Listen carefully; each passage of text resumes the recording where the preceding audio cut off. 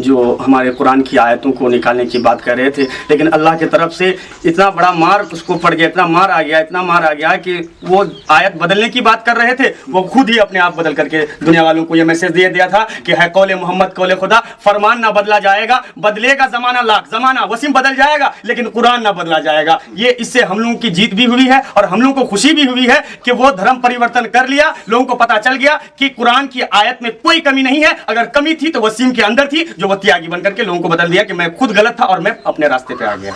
जब उस धर्म ही का ना हो सका, जिस माँ को मानता था वो माँ उसको खुद अपना ना सकी, जिस बीवी की बिस्तर पर रात गुजारा करता था वो बीवी भी उसको त्याग दी।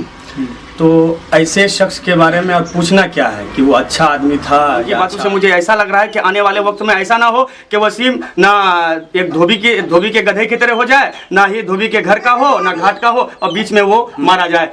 और वो लोग जो खुशी मना रहे हैं, मैं उन तक ये पैगाम पहुंचाना चाहता हूं सीमांचल प्रेस के जरिए से कि आप खुशी ना मनाएं। आपने नहीं देखा सलमान रुश्दी को, आपने तस्नीमा नसरीन को नहीं देखा, जैसे ही इस्लाम के खिलाफ उन्होंने बोला तो दूसरे धर्म के लोग उसको एकदम उचक लिए, है ना, उनको इतना मान सम्मान दिया, पता चला कि बाद में उसी धर्म के खिलाफ भी बोलना शुरू कर दिए। ईसाई लोगों ने धर्म उसको अपनाया, ईसाई के खिलाफ बोलना शुरू कर दिए। यहूदी ने उसको अपनाया, यहूदी के खिलाफ भी उन्होंने उस खिलाफ बोलना शुरू कर दिया। बाद में पता चला कि ना ही मुसलमान रहा, ना ही यहूदी रहा, ना ईसाई रहा। मतलब ऐसा ही ना हो जाए वसीम के साथ भी। त्यागी जो हालिया इस्लाम छोड़कर ये नाम अपनाया है, मतलब हिंदू धर्म अपनाया है। असल नाम पूरा नाम उसका था वसीम रिजवी, जो शिया पंथ को फॉलो करता है। और जब ये धर्म परिवर्तन करके हिंदू में गया तो तमाम लोग खुशियां मनाने लगे, तरह तरह के जुमले बोलने लगे। हम एक मौलाना से जानते हैं कि उसके बारे में कि वो क्या सोचते थे और किस किस्म के आदमी थे जिसकी वजह से इस्लाम छोड़ कर के गए, इसकी भी प्रतिक्रिया जानते हैं। सीमांचल प्रेस में आपका स्वागत है। शुक्रिया। मैं सबसे पहले क्या वो ऐसा आदमी जो इस्लाम को हर वक्त बदनामी करता है, आप उसके बारे में क्या कहेंगे? देखिए, वो ऐसा मरदूद मलून जिसकी बुराई और जिसकी लानो तशनी पूरी दुनिया के लोग कर रहे हैं, जिस धर्म को वो फॉलो करता था, जब उस धर्म ही का ना हो सका, जिस माँ को मानता था वो माँ उसको खुद अपना ना सकी, जिस बीवी की बिस्तर पर रात गुजारा करता था वो बीवी भी उसको त्याग दी। तो ऐसे शख्स के बारे में और पूछना क्या है कि वो अच्छा आदमी था या ख़राब है। वो तो इससे ही आप लोगों को समझ में आ जाना चाहिए कि वे पूरी दुनिया का अगर कोई सबसे ख़राब इंसान है तो वह शैतान जितेंद्र नारायण त्यागी जी हैं। एक बैग वो ब्राह्मण बन जाता है, हालांकि इतने दलित हैं भारत में जी, हिंदू धर्म का सेवा करते हैं, मंदिरों में दान और वो सब कुछ करते हैं, उसके बावजूद भी आज तक स्वाभाविक गरीब दलितों को ब्राह्मण नहीं बनाया गया। ये क्या है? मुझे भी समझ में नहीं आ रहा है कि जब इतना आसान इतना इजी है ब्राह्मण बनाना, तो फिर दलित लोगों को क्यों नहीं ब्राह्मण बना देते हैं?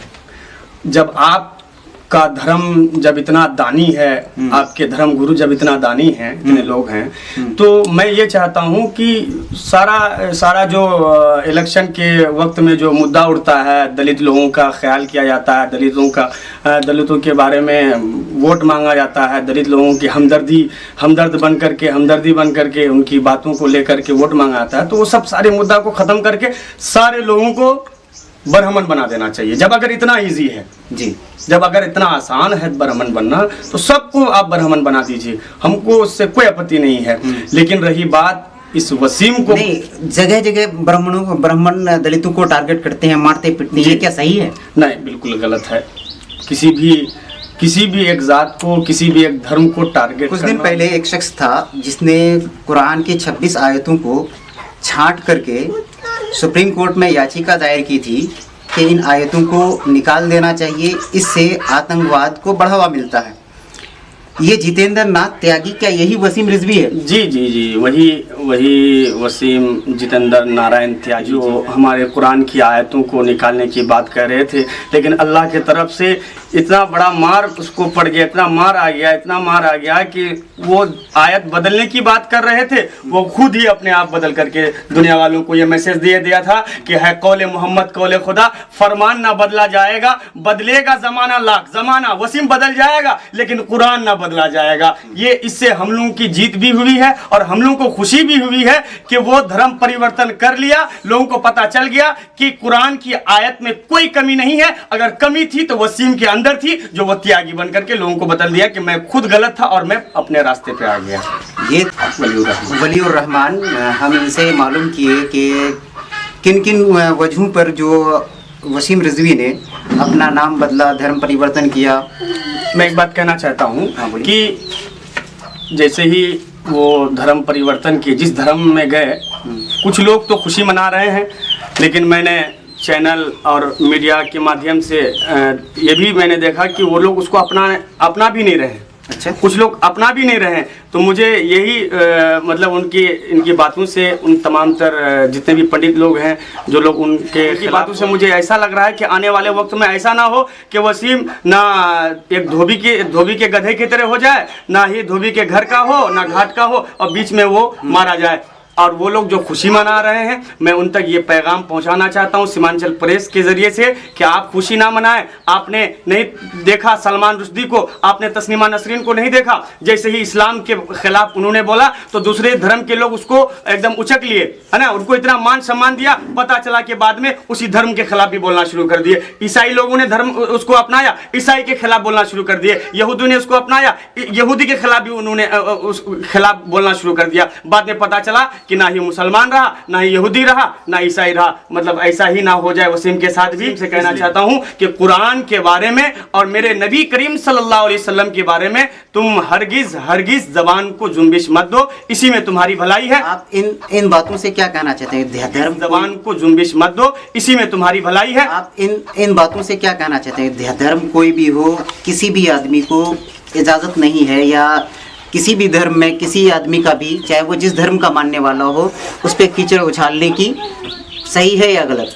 बिल्कुल गलत है। हमारे प्रधानमंत्री श्री नरेंद्र मोदी जी को चाहिए कि किसी भी धर्म गुरु या धार्मिक पुस्तक के किताब के बारे में जो भी अगर FIR दर्ज कर रहा है या अंगुशनुमाई कर रहा है, उसके खिलाफ सख्त से सख्त कानून बना करके उसको मेरे ख्याल से उसके सर ही कलम कर दिया जाए, ताकि कोई दूसरा आदमी ये जुरात और हिम्मत ना कर सके किसी भी धार्मिक के बारे में, किसी भी धर्म के धार्मिक गुरु के बारे में, धार्मिक किताबों के बारे में अंगुशनुमाई करने की हिम्मत और जुरात ना कर सके। अगर ये कर देते हैं तो मैं समझूंगा कि हाँ, नरेंद्र मोदी जी साहब बिल्कुल हर धर्म के लोगों के भलाई के लिए वो बिल्कुल कोशां हैं, कोशिश कर रहे हैं। अगर ऐसा नहीं होता है तो आज वसीम हमारे धर्म के बारे में बोल रहा है, कल कोई MD वाला आदमी उसके धर्म के बारे में भी अंगुशनुमाई कर सकता है। इसलिए इस दरवाजे को सिरे से ही बंद कर देना चाहिए और कोई हिम्मत ना कर सके किसी भी धर्म के बारे में।